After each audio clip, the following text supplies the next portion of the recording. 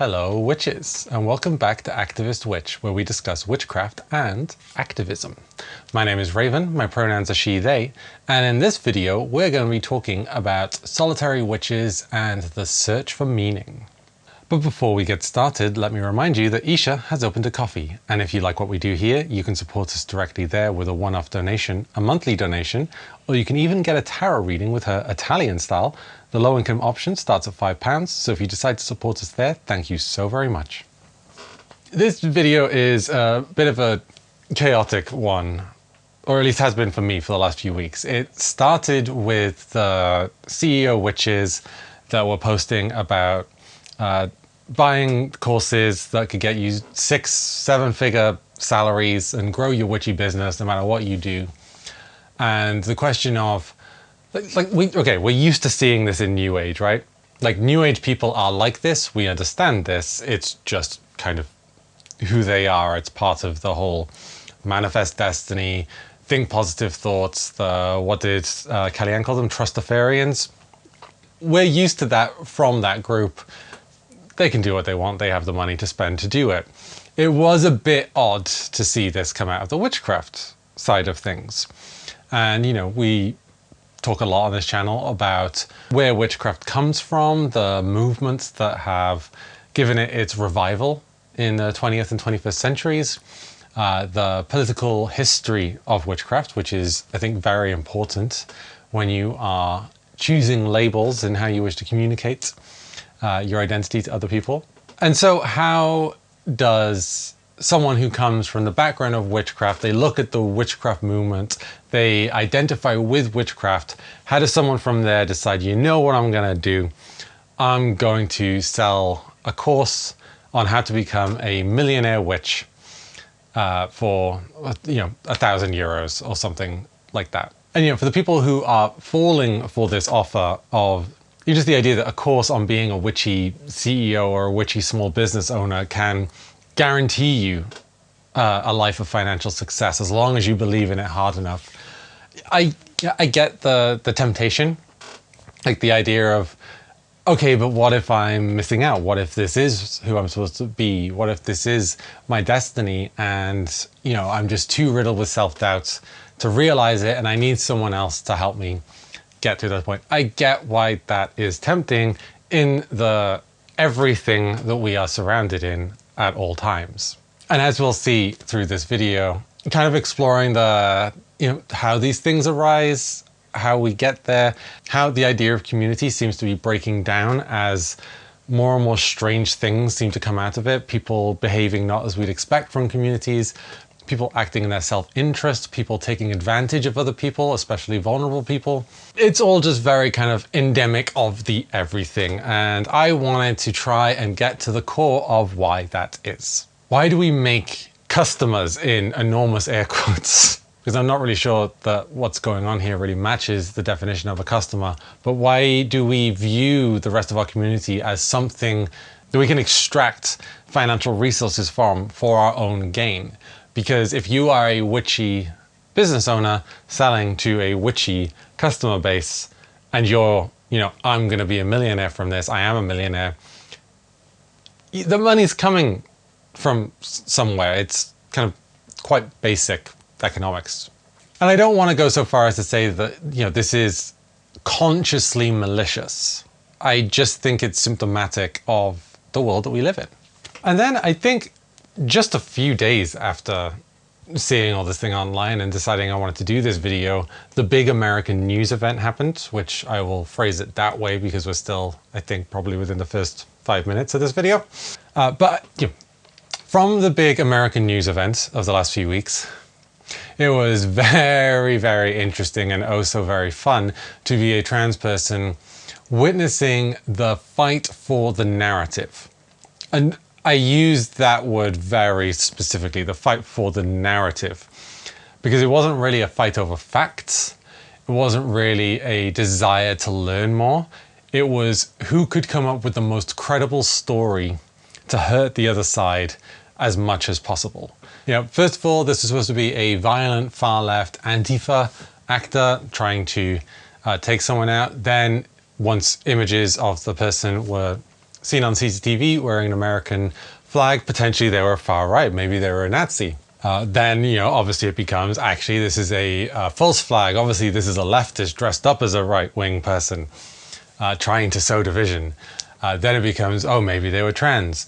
Maybe they engraved trans messages on the bullet. Maybe they were anti-fascist. Oh, maybe they're a groper. Maybe they're from 4chan.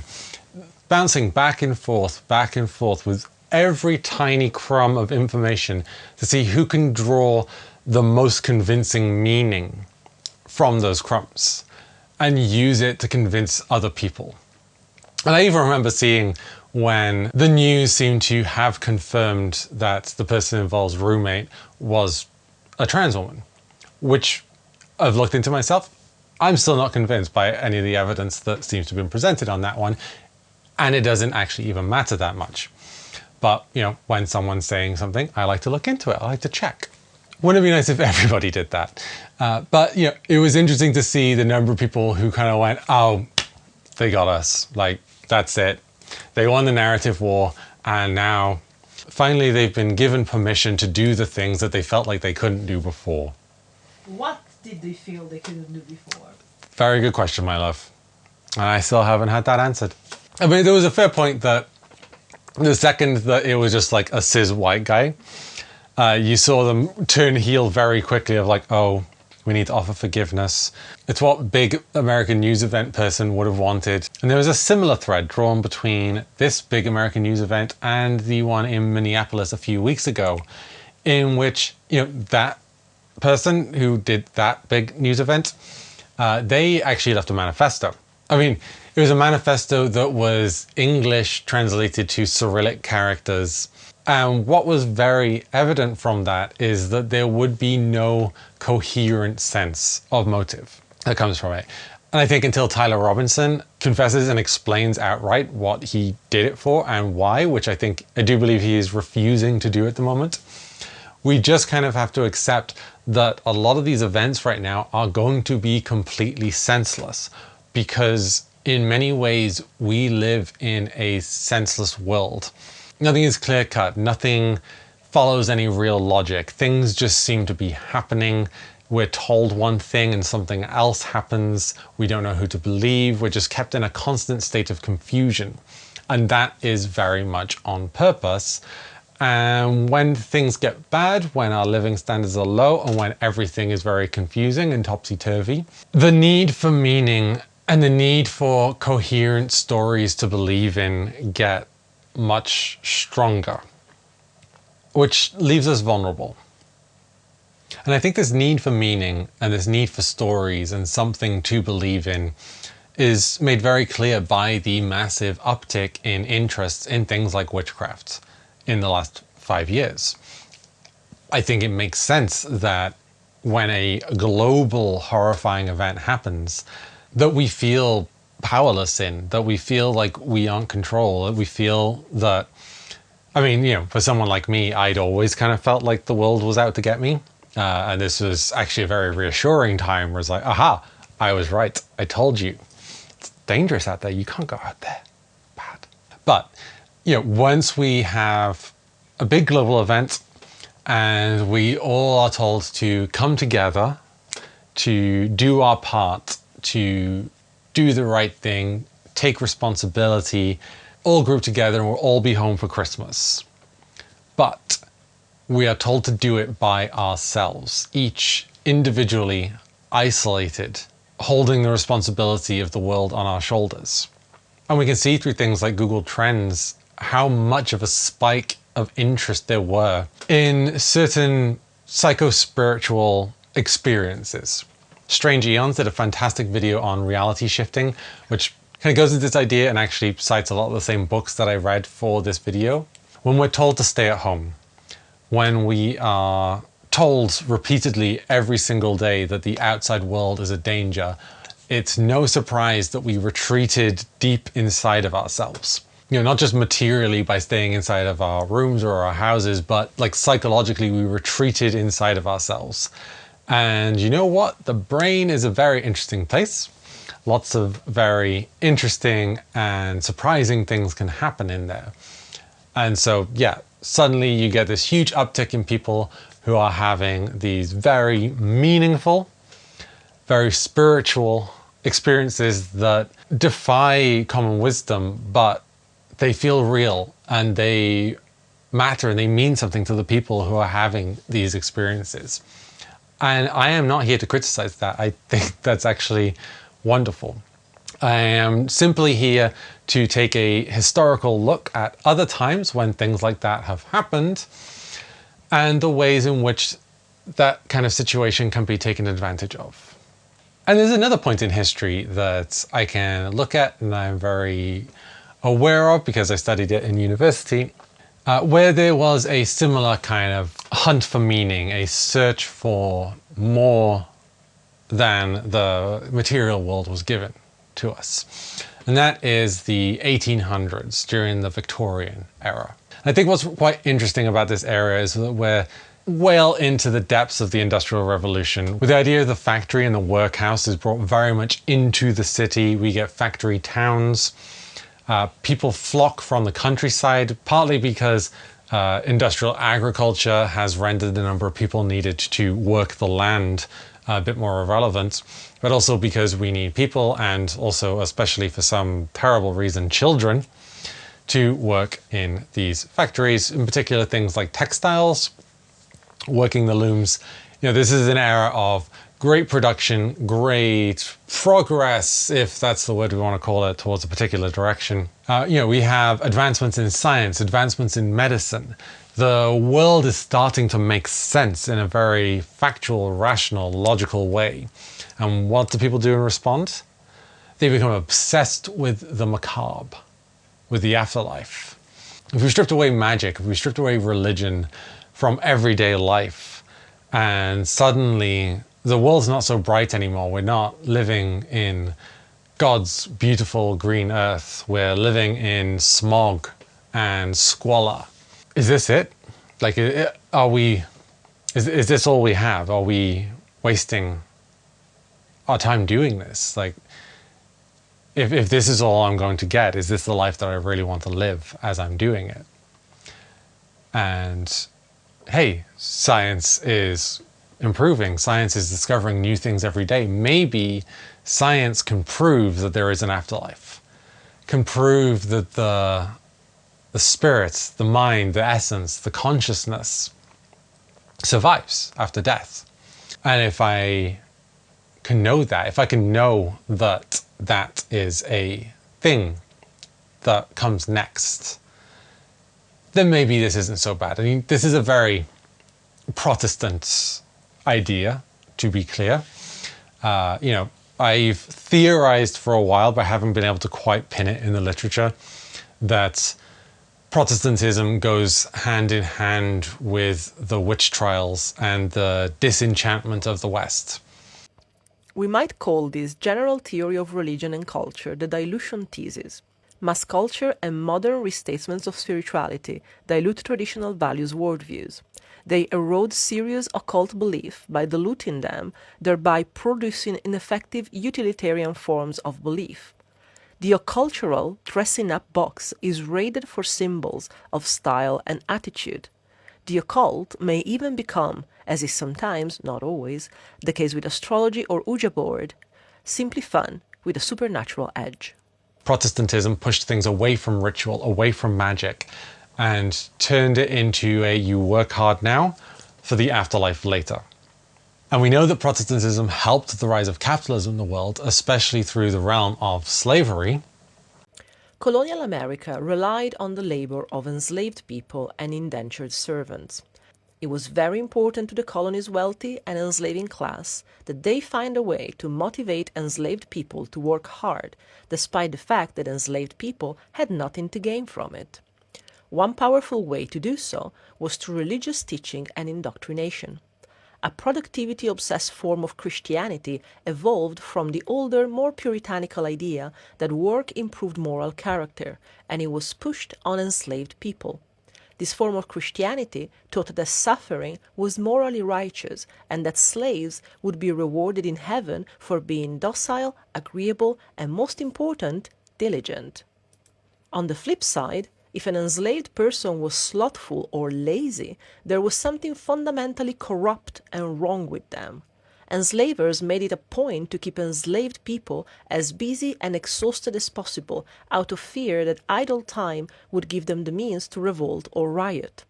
Even more disturbing, enslaved people who tried to run away from bondage were seen as mentally ill and suffering from runaway slave disorder. By not accepting their proper role in society, they were demonstrating that they were broken and disturbed. This worldview became the foundation for American capitalism. But the theory that I've always wondered about is that when Henry VIII invented Protestantism, he needed to ensure its existence in opposition to Catholicism.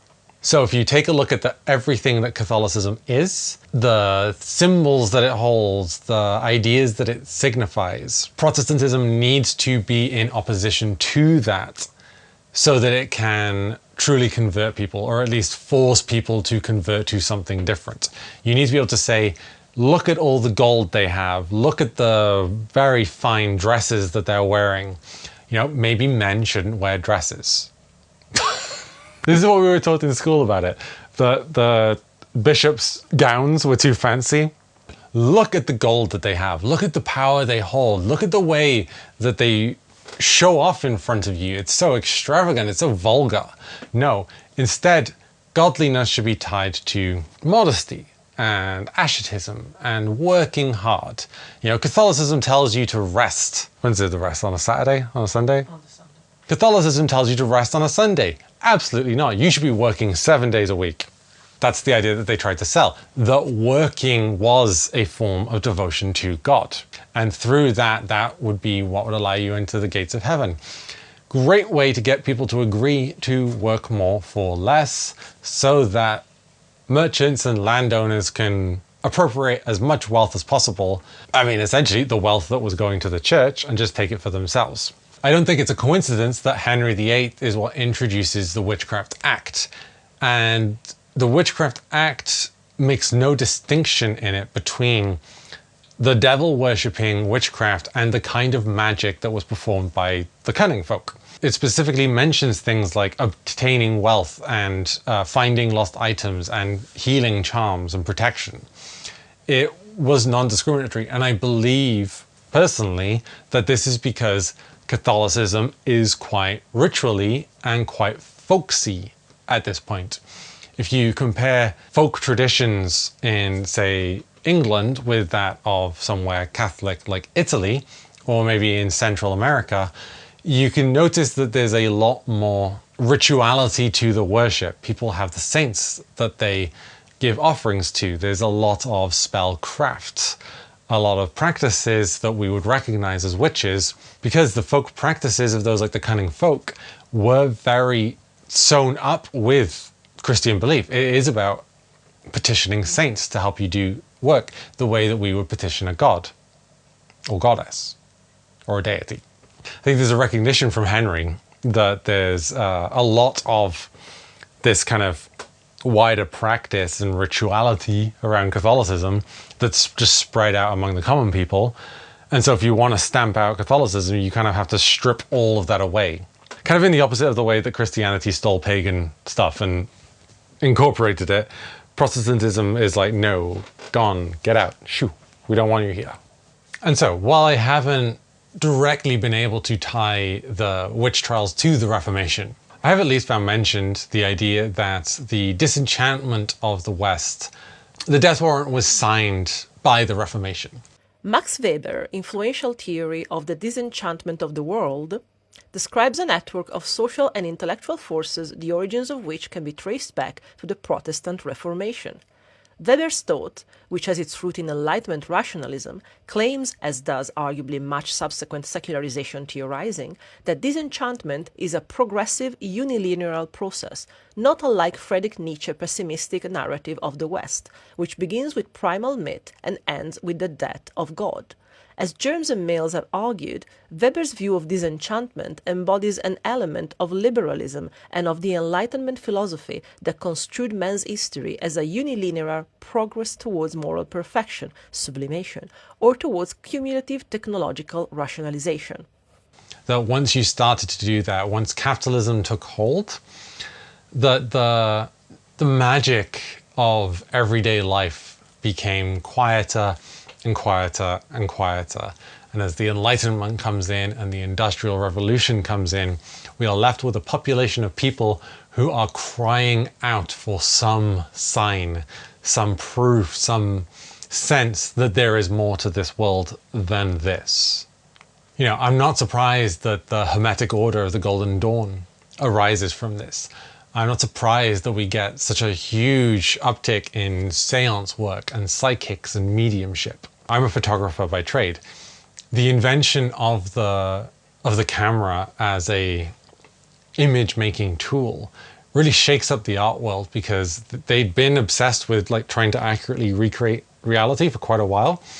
And then this device comes along that can just snap, get just a clean, pure snapshot of reality, or at least so we think. You know, just over the course of minutes, and that time is getting shorter and shorter and shorter. Its ability to capture details is growing more and more. Kind of in response, the art movement rejects the photograph and says, no, it's not true art. It's just a quirk of science. And photography, in response to that, tries to emulate traditional kind of Renaissance arts. You know, you get the pictorialists who are trying to create the kind of the heavenly scenes, the cherubs, the clouds, using wonderful, wonderful techniques, often like a combination of painting and photographic film paper to combine mediums in a way that's new and really, really exciting. And then World War I happens. I don't need to tell you about World War I. Like, it's terrible. It's horrible. The earth is torn up. Everyone's in hell. In my head, World War I is always nighttime. Like, it's always people huddling in the cold and breathing fog into their hands and trying not to light more than 2 cigarettes with 1 match. But it's cold and it's muddy and you don't know if you're going to be home. But they're saying, it's okay, lads, you'll be home for Christmas. And then it doesn't. It just keeps going on. It never ends. And if you happen to be psychologically affected by the things that you've seen, you're shot as a deserter. But it does end. That's the thing. It's a very good question. Who wins World War I? A treaty is decided. I mean, yeah, America gets involved. Germany surrenders, which I guess is the same thing as a side winning, despite the millions lives, everything. Yeah, that's what I love about World War I, is that it kind of gets this like secondary effect of the narrative around World War II, where you think like, oh yeah, the Germans must have been just as evil. Because that's just what Germans are like. The Germans must have been just as evil in World War I as they were in World War II. And it was a completely just war. And everyone went through hell for a good reason. And like, it just isn't. It's pure horror. Actual human horror. And no one really knows what to do with the world after that. There's a lot of movements that decide that we have to let go of tradition. That the old ways have failed us. If that event can happen, if something that horrible can happen, we need to completely run away in the other direction from how we were doing things. Traditionality is dead. We need to move to the future. And there are some movements that came up with some ideas for the future and they went a certain way. And there are other movements who kind of went, one of my favorite art movements at the time is the Dadaism movement, because they looked at the horrors of World War I and went, you know what, nothing makes sense anymore. Everything is complete nonsense. It doesn't matter. We can all just do what we want. We might as well just make random noises and go da, da, da, da, da, da, da. And you get some wonderful art. You get some wonderful thick pictures. Surrealism comes out of this time. The modern art movement, really takes hold. And, I'm going to generalize very heavily here, but like part of the drive, part of the desire of the modern art movement is to find like the universal truth that's hidden at the core of everything. Like quite similar to the the spiritualists. If we can peel back the veil, the secrets of the universe will be revealed. And modern art tried to, condense things down to the most basic forms, find the underlying structure, see the code of the matrix, kind of thing. But most people, they got swept up into the consumer boom. One of the things that happens in World War I is that all these factories get built to build munitions and vehicles and planes and engines. And we got to keep the assembly line running and running and running. We got to keep these products coming out the door. And so we need to find a way to make people buy them. And we've talked on this channel before about Edward Bernays, that he changed the marketing of goods and commodities from being around needs and things like endurance and practicality to being about desires. That, hey, wouldn't life be better if you had this? And essentially it's just a way, he was hired to find a way to keep the products coming, to keep the products selling, and to keep the buyers buying. He does all kinds of insane, evil stuff using psychoanalysis theory from his uncle Freud to try and manipulate the masses into doing what he wants, which is to spend more money. There's another group of people in this period. They're not looking to the future. They're not ignoring the past. They create an argument that, no, we should look to the past. The answers are there. We can find the known in what is known. They make the argument that, no, we should look to the past, but not to the past as we know it, to a secret, hidden past. One that was kept down by the masses. One that existed under the radar, that only functioned in the shadows, working beneath the surface, keeping things going. That if they had only been allowed to come to the surface and to preach their message to everyone else, that the horrors wouldn't have happened, that those horrors came from the forces that kept them down. You see a couple instances of this that come up in Germany, unsurprisingly.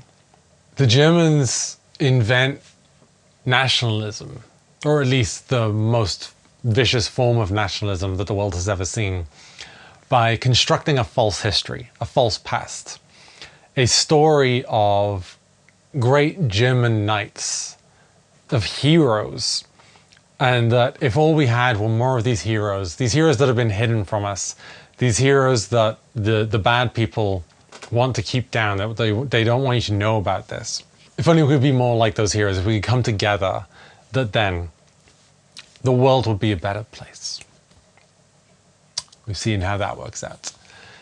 Similarly, there is a neo-pagan religion that is attempted to be formed, kind of formed, proposed by a man named Franz Sattler, who claimed that, basically he just drew from Gnosticism. He said that there were actually 5 gods, and there's a secret religion, a pagan religion that's existed under the radar, and that the main god of this religion has been envisioned by Christianity to be the devil. It's actually the god Adonis. That Adonis is the devil according to Christianity, but according to Adonism, the Christian god is the devil of Adonism, who has tricked the world into believing into monotheism. Whereas instead Adonism it's a pantheistic religion. There's 5 gods. And you can see that the ideas, at least of Margaret Murray, are really starting to take hold. The witch cult hypothesis is a discredited theory that the witch trials of the early modern period were an attempt to suppress a pagan religion that had survived the Christianization of Europe. According to its proponents, accused witches were actually followers of this alleged religion.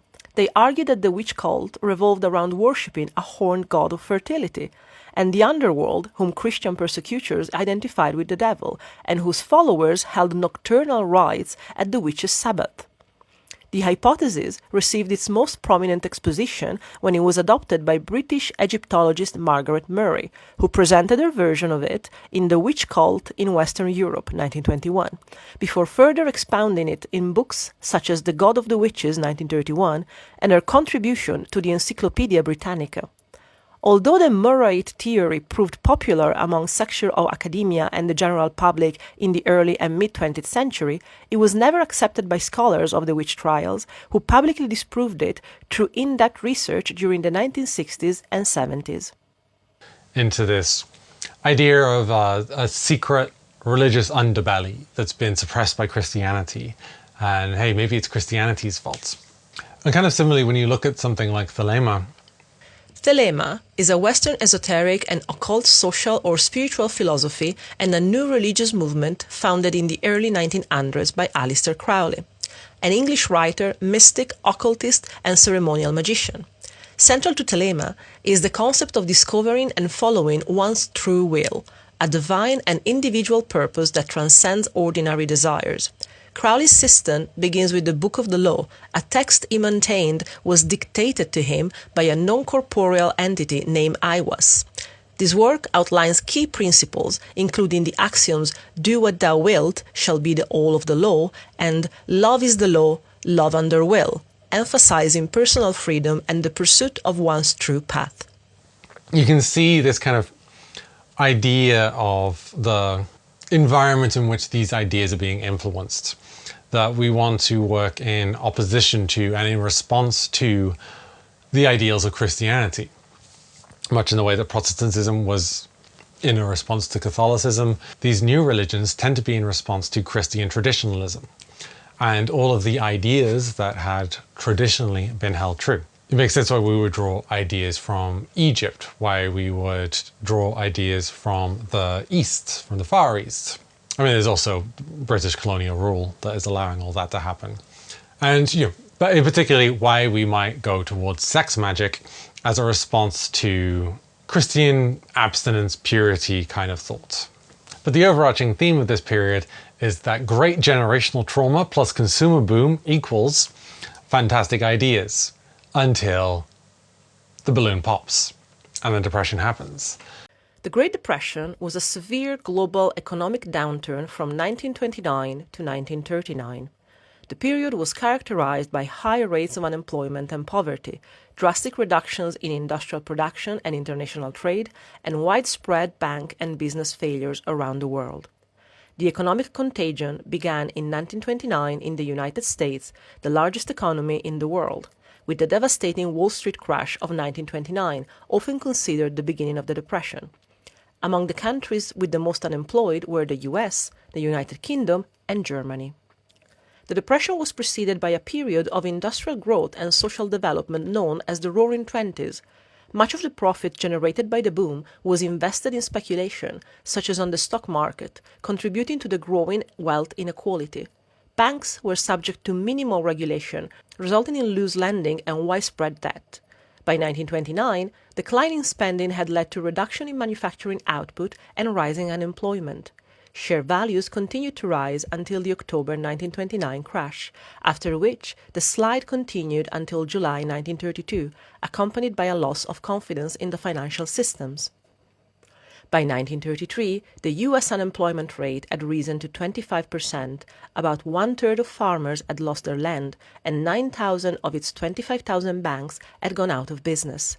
President Herbert Hoover was unwilling to intervene heavily in the economy, and in 1930 he signed the Smoot-Hawley Tariff Act, which worsened the Depression. In the 1932 presidential election, Hoover was defeated by Franklin D. Roosevelt, who from 1933 pursued a set of expansive New Deal programs, seeking Keynesian economics, in order to provide relief and create jobs. In Germany, which depended heavily on U.S. loans, the crisis caused unemployment to rise to nearly 30% and fueled political extremism, paving the way for Adolf Hitler's Nazi Party to rise in power in 1933. And things aren't so great anymore. This new modernism, this new futurism isn't really working out. And the powers that be, obviously, decide to try and shift the blame where they can, where they so often do. And we get World War II. Now, I think World War II is especially interesting and relevant to what I want to convey here about meaning and how important it is. I don't talk about finding meaning in things and believing in a story to denigrate it. I talk about it because I think it is so very important. Because from World War II, we finally get to analyze people with trauma, people with PTSD, because we stopped shooting them for being deserters. Psychoanalytic theory is going strong by this point, and so they make the argument like, no, let us take a look at them, let's try to understand what's going on. The story begins in the middle of the fierce fighting of the Second World War. As the fighting intensified, the American army was faced by an extraordinary number of mental breakdowns among its troops. 49% of all soldiers evacuated from combat were sent back because they suffered from mental problems. In desperation, the army turned to the new ideas of psychoanalysis. They made a film record of the experiment using hidden cameras. It says here on your record that you had headaches and that you had crying spells. Yes, sir. I believe in your profession is called nostalgia. In other words, homesickness. Yes, sir. Mm-hmm. It was induced when, shortly before the war, I received a picture of my sweetheart. Yes. Mm-hmm.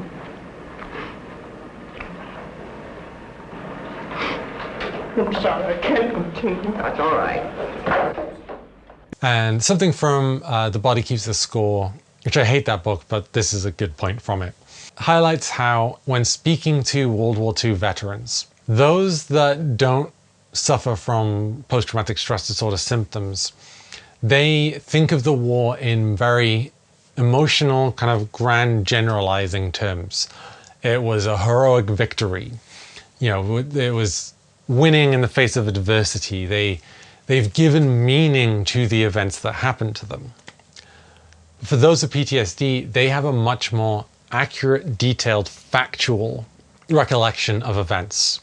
You know, they can replay it in real time as if they were there because that memory hasn't been incorporated into their own personal narrative. And as someone who suffers from complex PTSD, this is something that's very important to me. When I have flashbacks, they feel wrong. They feel not part of me because they don't fit in with the story that I tell myself about myself. And this is something that we all do. This is how we form ourselves. This is how we form our identities, is we create a story about ourselves that we tell to ourselves.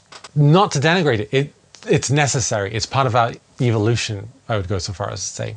And when something happens that flies in the face of that challenges our view of ourselves, that's when it becomes a trauma because we can't integrate it in with that idea of ourselves that we hold true. You know, that's our reality. This is our reality, and that event doesn't match our reality. It doesn't belong in this story. And so we push it aside and we don't process it. We don't integrate it. And so a large part of the recovery of World War II is trying to figure out what to do with the people. So many millions of human beings died in that war. And the capitalist machine has to keep on turning. How are we going to get that back together? Similarly, there's a recognition that, what the Nazis did in Germany reveals that there is a darkness inside humanity that perhaps we weren't ready to admit was there before. What do we do about that? Like, how do we keep that darkness hidden? At least in America, a large part of that answer became suburbia, the white picket fence, the nuclear family, the American dream. So the idea goes, if we can support their basic needs, we can give them housing, we can give them well-paying jobs, we can give them advertisement after advertisement selling a lifestyle, the way to be, the only true way to be a good white American man, woman, child. Just blasting imagery at people of how to live in a very kind of like new revolutionary way. This is a new idea of how to be. If we can do that, if we can sell them like, hey, if you live this idyllic life, then everything will be great and you won't need to worry about things, then we can control them. And that turned out to be quite a bit harder than we thought. We talked about it in the illegal women video. You know, the antidepressants that had to be used, the lobotomies, the rise in psychosomatic symptoms, the rise in trauma, or at least the acknowledgement of the trauma of what was happening. Like, this didn't suppress the darkness. It didn't make people more controllable. It just made the darkness more evident, but it retained it inside the family home. In the UK, on the other hand, while we get the introduction of the social safety nets, you know, we build the NHS, we still live under a period of things like rationing. On 8 May 1945, the Second World War ended in Europe, but rationing continued for several years afterwards. Some aspects of rationing became stricter than they were during the war. In the late 1940s, the Conservative Party used and encouraged growing public anger at rationing, scarcity, controls, austerity and government bureaucracy to rally middle-class supporters and build a political comeback that won the 1951 general election. Their appeal was especially effective to housewives who faced more difficult shopping conditions after the war than during it. Rationing formally ended in 1954, with coal rationing ending in July 1958. At least in the 50s, that sense of national unity, that collective responsibility that everyone has, it keeps everything together. We talk about the Blitz spirit. I mean, it's quite interesting to note that there were people during the Blitz who were like anti-blackout and would purposefully light up their houses in rebellion to being told that they should black out everything. Note how people in Britain who refused to follow orders and turn off lights in their houses for the safety of the entire city during the Blitz might have done so for the idea of personal, individual power over themselves without care or acknowledgement for the lives of their neighbors they were putting at risk by ignoring the mandate, believing it was just an attempt to control them with overblown fear-mongering about the German attacks. By not turning off their house lights, these people were at risk of signaling to the German bombers where to strike. They also, of course, put themselves in danger, likely without understanding or believing they were doing so. Does that remind you of some people during the pandemic refusing masks and vaccines? Yeah, us too. But, we get this idea of, hey, we're all in this together, we can all work together, we can all pull through, stiff upper lip and all that. And, a big part of getting through World War II was to honestly draw inspiration from the Nazis, to look at how they corralled an entire population with a sense of history, even if it was a false history, and give people a sense of meaning and a sense of purpose.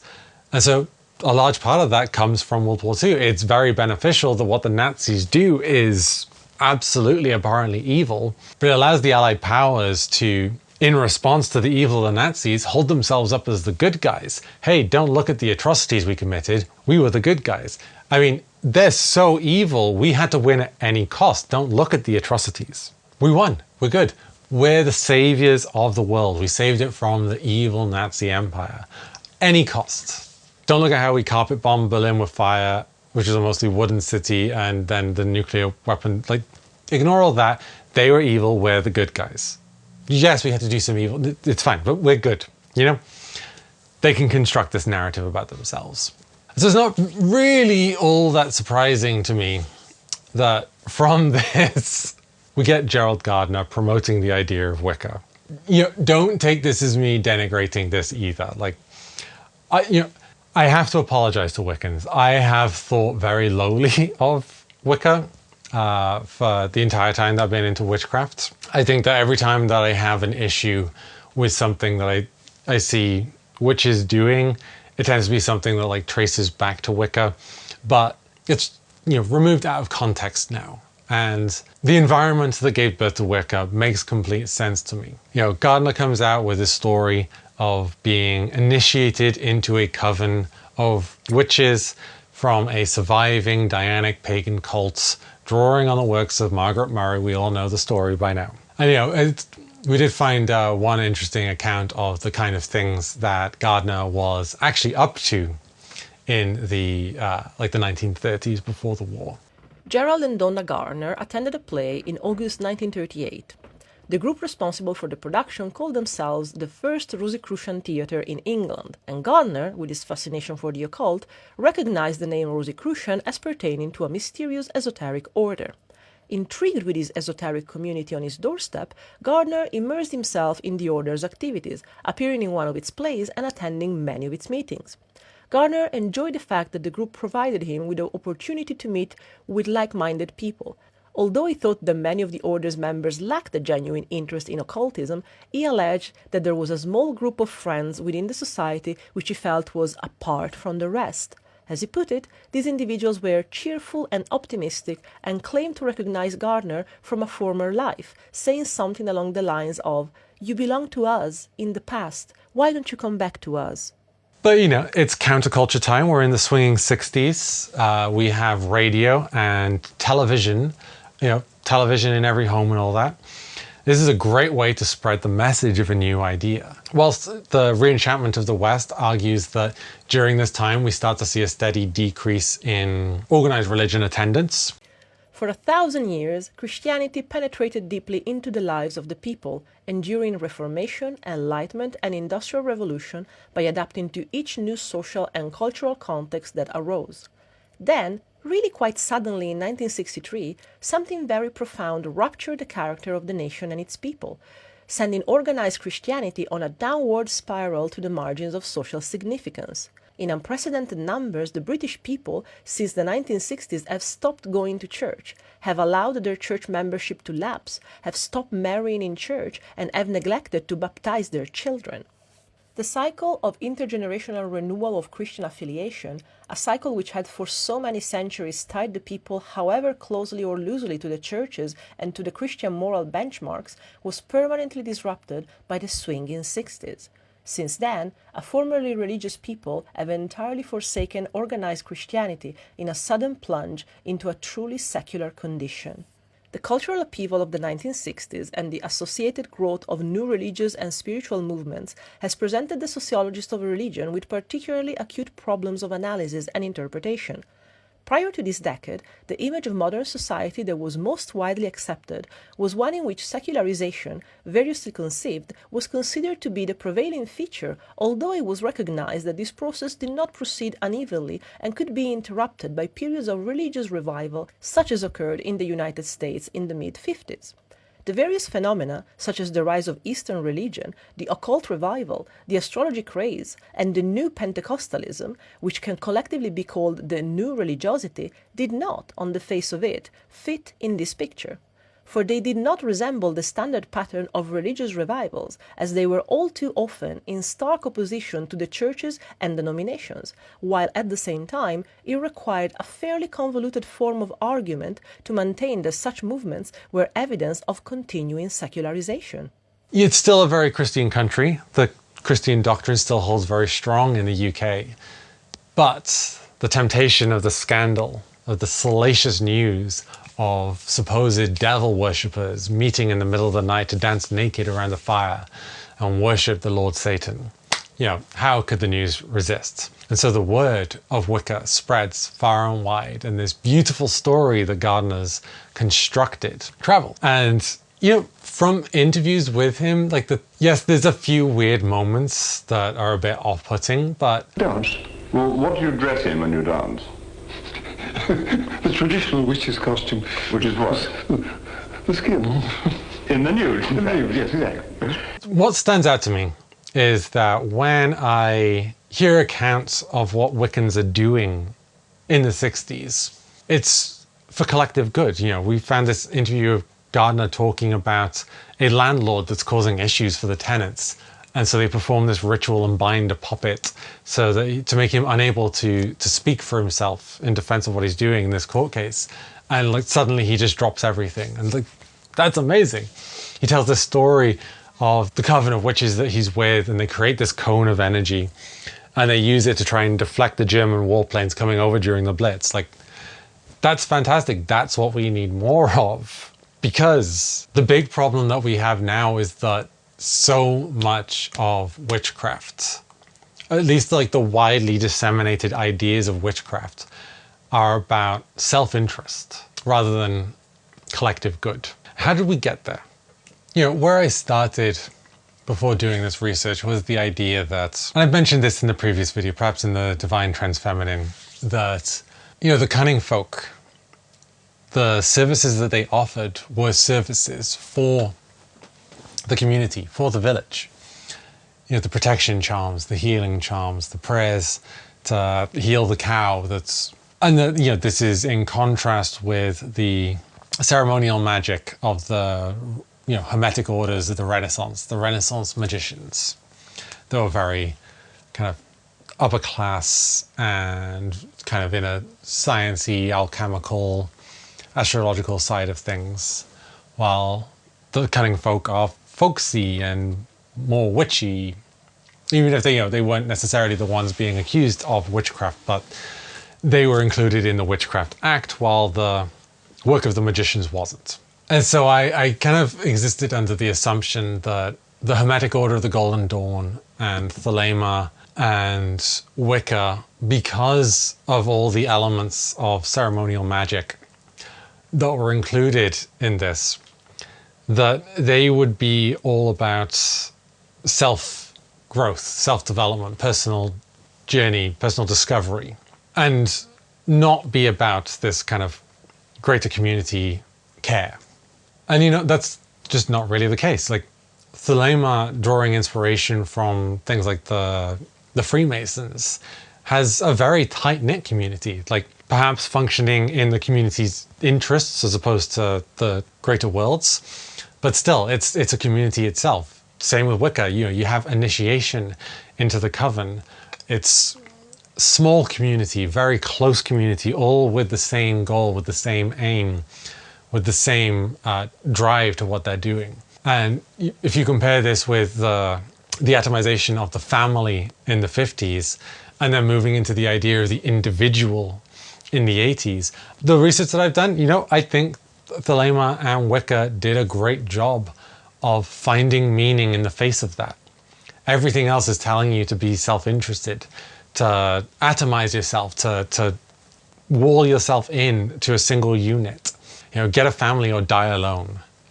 And instead, these groups come together, and the work that they do, Wicca is potentially historically more focused on helping those in need, but in a quite ritualistic way. While, Thelema's ideas of do what thou will and finding your true will can come off as, to an outsider, it can sound as if it's just like, oh, well, do whatever you want, and under the will of the law, that's completely fine as far as this religion goes. But no, there are protections built into the structure of the community to make sure that someone isn't just letting their ego run wild. I didn't give these groups enough credit. That they were doing community. They're doing the thing that Isha and I have been harping on about for the longest time. Witchcraft community is the opposite of capitalism. But in the 80s, we get Thatcher. In the 70s, we get a blast of financial hardship. We get the Gulf oil crisis that sends massive inflation throughout the world. Industry suffers, workers suffer, everyone's everyday life suffers. We end up with rolling blackouts because the coal miners are striking their working conditions and the pay that they're being given. But in the face of inflation, the mine owners can't really afford to match up to it. Everyone's struggling and resentment is growing. And what Thatcher decides to do when she's down in the polls is to blame it on the immigrants. World in Action asks Conservative leader Margaret Thatcher about immigration, unemployment, pay policy, and about her future relations with Edward Heath and Enoch Powell. People are really rather afraid that this country might be rather swamped by people with a different culture. And the British character has done so much for democracy, for law, and done so much throughout the world, that if there's any fear that it might be swamped, people are going to react and be rather hostile to those coming in. So if you want good race relations, you've got to allay people's fears on numbers. That's one thing that's driving some people to the National Front. They don't agree with the objectives of the National Front, but they say that at least they're talking about some of the problems. Now, we, the big political parties, if we don't want people to go to extremes, and I don't, we ourselves must talk about this problem, and we must show that we're prepared to deal with it. Once people are bitter, when they're angry, when they feel like there's no way out, and no one is listening to them, Thatcher comes out and says, hey, I care about you, and I'm going to hurt these people because I care about you. And when it feels like nothing is going to happen, unfortunately, people kind of fall to it. Like, what's interesting about the Thatcher election is that the working class vote in a conservative government. And, this baffled everyone. Like, this had never really happened before. The political parties were very much class-based. You had Labour for the working class, the Conservatives for the ruling class. But when everyone's struggling, when everyone is suffering, when people are afraid of what's going to happen, of where they're going to get their next meal, It's very easy to get them to vote against their self-interest by playing on their fears and their desire for change, for something to be done, anything to be done. And so she's able to sweep people up into this. And part of that sweeping people up is to play on people's values rather than their identity. So you can say that fairness is a value that people hold. They like things to be fair. They like to know that they're treated the same as other people. They don't like the idea of other people cheating. Particularly, they dislike unfairness and they're afraid of other people taking advantage of their good nature. This is very easy to play on. If you go after people's values like that, you can reinterpret that value of fairness in lots of different ways. You can get people to believe what is fair if you can create a convincing enough story about it. And so Thatcher's able to say, you know what, it's really unfair that immigrants are coming into this country and they're taking your jobs, the jobs that you as a British person should have. Tugs at that sense of value. Even if what Thatcher is then doing to industry, what she's doing to the working class is completely against their self-interest. By tugging on those values, she's playing on something else. She's doing the same thing as Bernays did in the 20s and the 30s by getting people to focus on desires instead of needs. And in doing that, she breaks up the class structure. Like, there is no class solidarity anymore. I mean, there is between the ruling class. But, she breaks up the working class and she uses her position to weaken the working class. She breaks up the unions. She makes sympathy strikes illegal. She strips as many powers as she possibly can and makes the economy worse and worse and worse until industry after industry collapses. So the working class gets so completely decimated.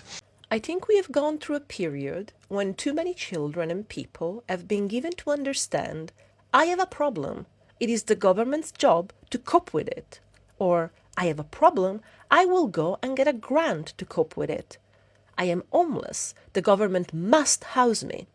And so they are casting their problems on society. And who is society? There is no such thing. There are individual men and women, and there are families, and no government can do anything except through people, and people look to themselves first.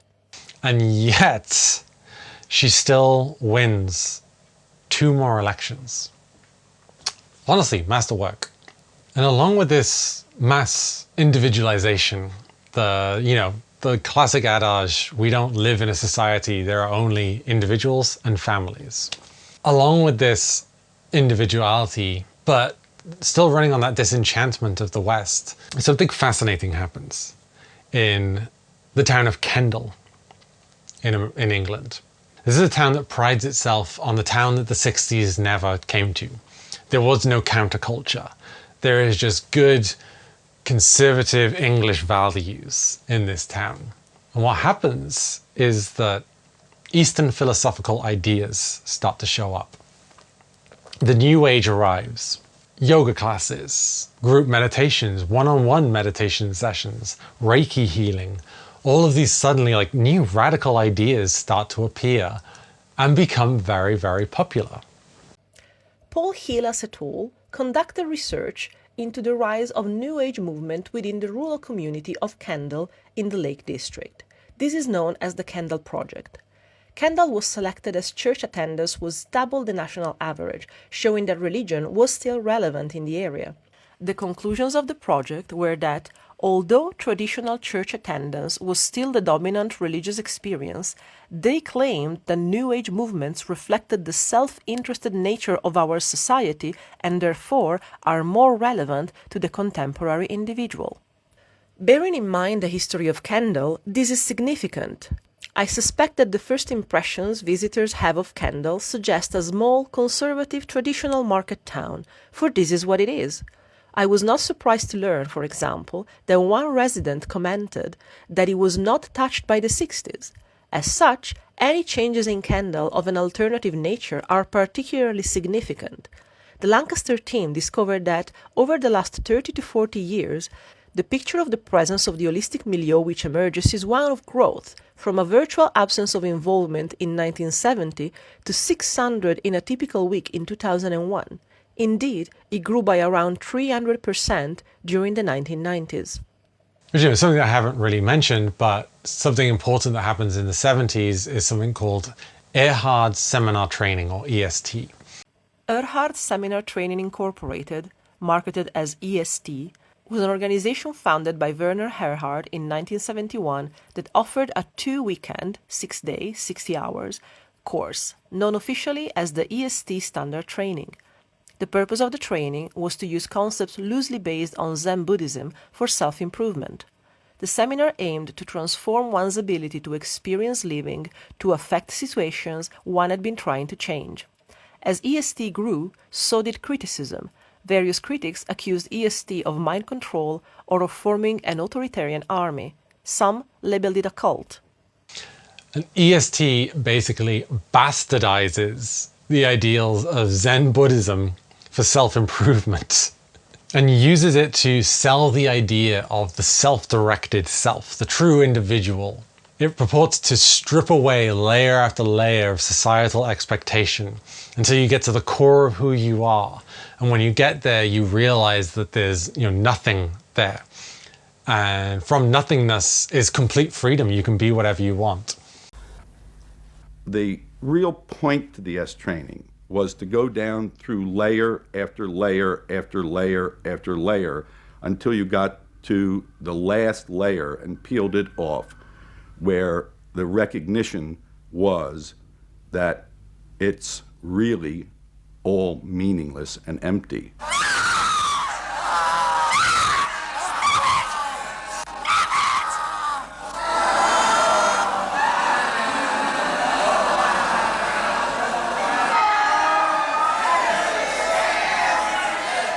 Now, that's existentialism's endpoint. S went a step further in that people began to recognize that it was not only meaningless and empty, but it was empty and meaningless that it was empty and meaningless. And in that, there's an enormous freedom. All the constrictions, all of the rules you've placed on yourself are gone. And what you're left with is nothing. And nothing is an extraordinarily powerful place to stand, because it is only from nothing that you can create. And from this nothing, people were able to invent a life, and allowing them to create themselves. Invent themselves. Invent themselves. You can be what you want to be. I want you to start to make that sound, and on that sound, create and people the world the way you want to create it. What Erhard did was to say that only the individual matters, that there is no societal concern, that you living a fulfilled life is all you need be concerned about. Est people came out of those trainings feeling that it wasn't selfish to think about yourself, it was your highest duty. Something really fascinating that happens with this is that a lot of the big names in the New Left, in the civil rights movements from the 60s, did EST training. And at the end of it, they say for themselves. I was willing to die, and I had a martyr complex in a sense. I think we all did. And I've given up that ideal of sacrifice. And I'm not as overwhelmingly moved by injustice as I was. And now we reincarnated ourselves from within. Basically, the politics were lost and totally replaced by this lifestyle, and then the desire to become deeper and deeper into the self. By now, a grandiose sense of the self. And my a good friend and one of the original Yippie founders, Jerry Rubin, definitely moved in that direction. And I think he was beginning to buy into the notion that he could be happy and fully self-developed on his own. If you actually deeply look into Eastern philosophies, there's so much there. There's so much wisdom. The journeys that people go on, the devotions, people devote their entire lives to enlightenment and discovery. And yet, because we are the West and it's what we do, we have the goal to cherry pick and choose the bits that we like the idea of and just implant them into our Western, very capitalist, very self-interested society. And so the yippies, as the new left were called, become the yuppies of the 80s. Yuppie, short for young urban professional or young upwardly mobile professional, is a term coined in the early 1980s for a young professional person working in a city. The term gained currency in the United States in March 1983, when a syndicated newspaper columnist, Bob Greene, published a story about a business networking group founded in 1982 by the former radical leader Jerry Rubin, formerly of the Youth International Party, whose members were called Yippies. Greene said he had heard people at the networking group joke that Rubin had gone from being a yippie to being a yuppie. By the mid to late 1980s, when a yuppie backlash developed due to concerns over issues such as gentrification, some writers began using the term pejoratively. The stockbrokers, the people who are just out to make as much money as possible, like enterprise is everything. Make money now, keep growing your business, growth, growth, growth, growth, growth. Landmark Worldwide, known as Landmark Education before 2013, or simply Landmark, is an American employee-owned for-profit company that offers personal development programs, with their most known being the Landmark Forum. It is one of several large group awareness training programs. Several sociologists and scholars of religion have classified Landmark as a new religious movement, NRM, while others have called it a self-religion, a corporate religion, and a religio-spiritual corporation.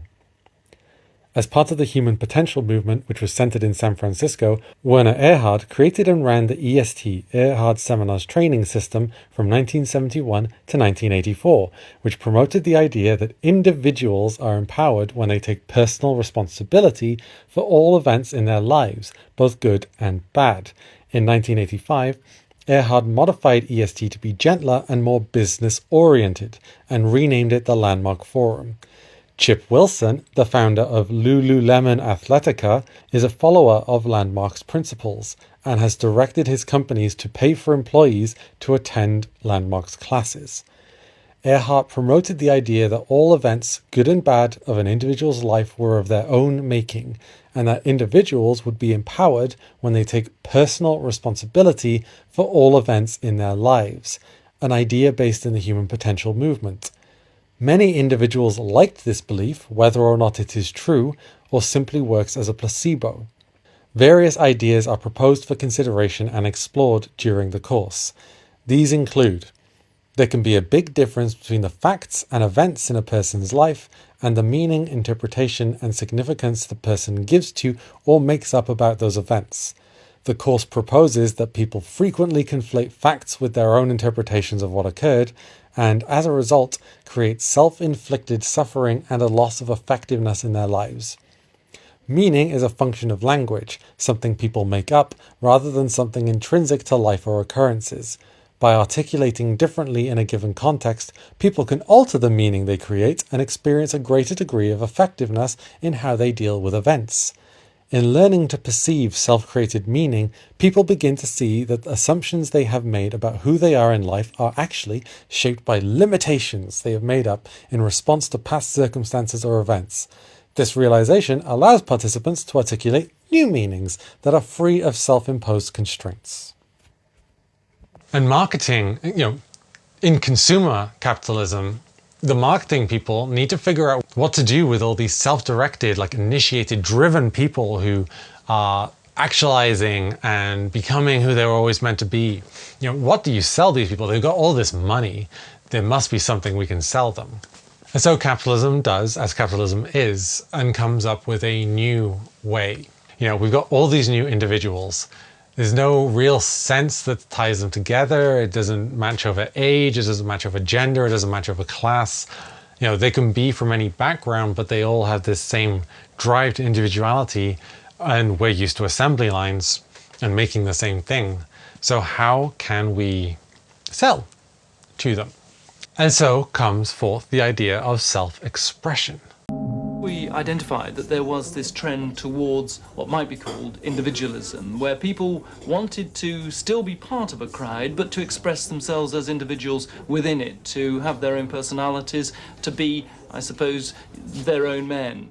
I didn't want to be the same as everybody else. I wanted it to be a little bit different, a little bit individual.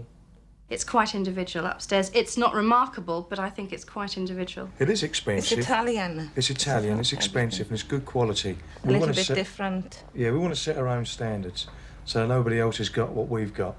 We just didn't want it Be the same as everybody else. We just want to be different. That you can express your individuality. You can see this massively in the counterculture, in metal music, in the new romantics, in goth, in pop, in new wave, old wave. You can buy new fashion, you can buy new styles, you can buy new makeup and express who you truly are as an individual. But if life is only pain, then what's the point of living? Just to make life more miserable for the conformists. All right, so how do I join you?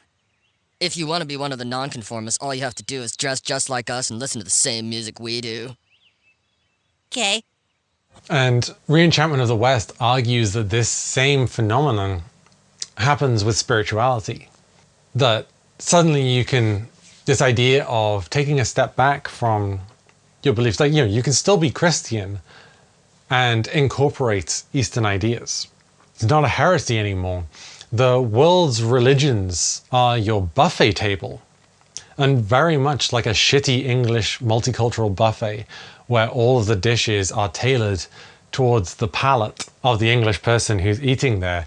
They're all weak imitations that vaguely point towards ideas of Easternism. And we're able to just pick and choose and fill our plates and create a purely curated spiritual bricolage for ourselves. And, the New Age practices take full advantage of this, as they had in the 60s in the counterculture there. And, this is in contrast to one of the last bastions of collective agency that we have through Dianic Wicca that idolizes the feminine and worships the goddess more than the god. There are still people trying to invent stories and meanings and ways to bring people together. And then in 1988, Scott Cunningham writes Wicca for the Solitary Practitioner. Scott Douglas Cunningham was a popular Wiccan author of more than 30 books on both fiction and non-fiction topics. More than 15 of his books were written on Wicca and its related subjects.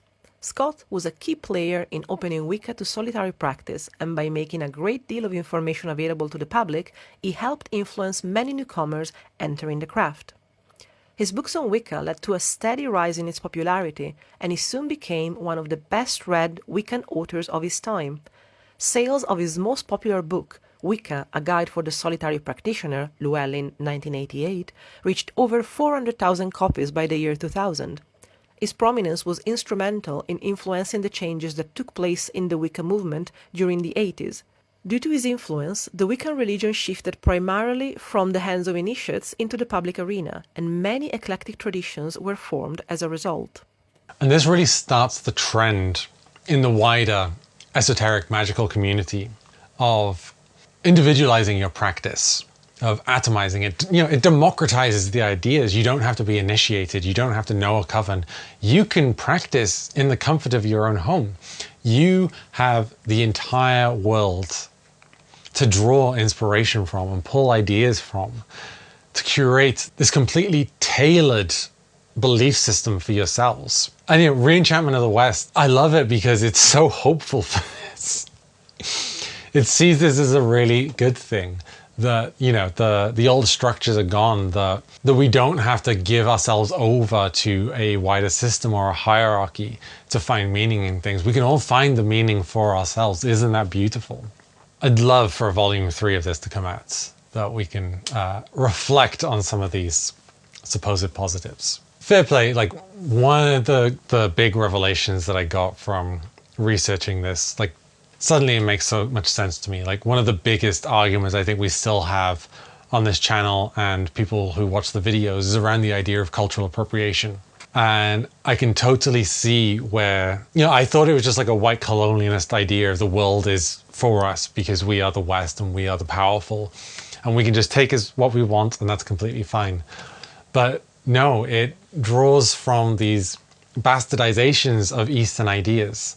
In Buddhism, if you give up your material world and dedicate yourself towards enlightenment, True enlightenment is to realize and feel connected to everything, to recognize the oneness of the entire world, to see the spirituality in everything, that everything's connected.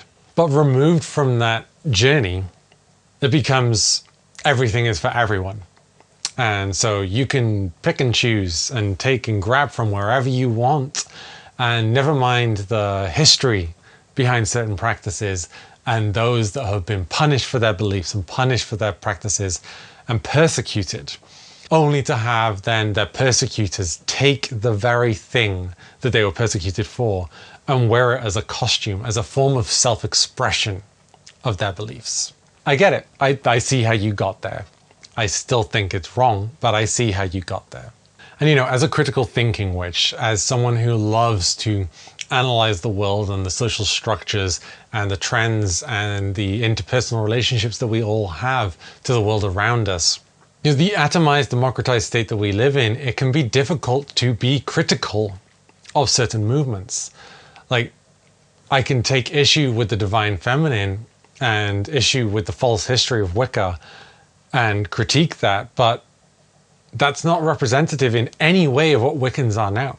Wiccans can be anything. Wiccans can believe in anything because it's been atomized and spread out in this way. You know, New Age practices that I can be very critical of, say, the Trustafarians, those ideas are now showing up in other places. It's all being very spread out. Everything's being very diffused. It's getting smeared into a way that honestly is becoming almost meaningless. When we live in a world where demographics mean nothing and class means nothing, you know, gay people can be transphobic, trans people can be transphobic, working class people can be just as racist as the ruling class people, but that's not representative of the working class, and you shouldn't view all working class people as being racist and stupid because that's classist.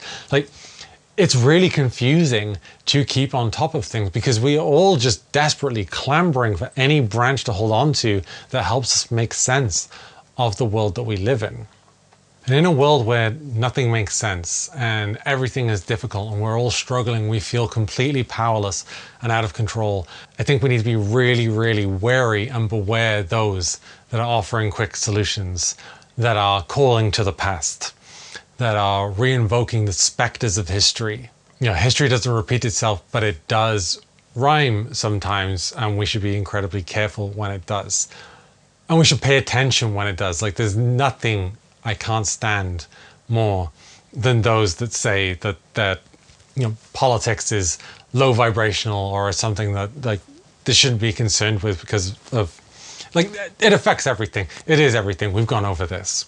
It's impossible to identify where these problems are really coming from because they just start to sprout out of nowhere. You don't know where it's going to come from.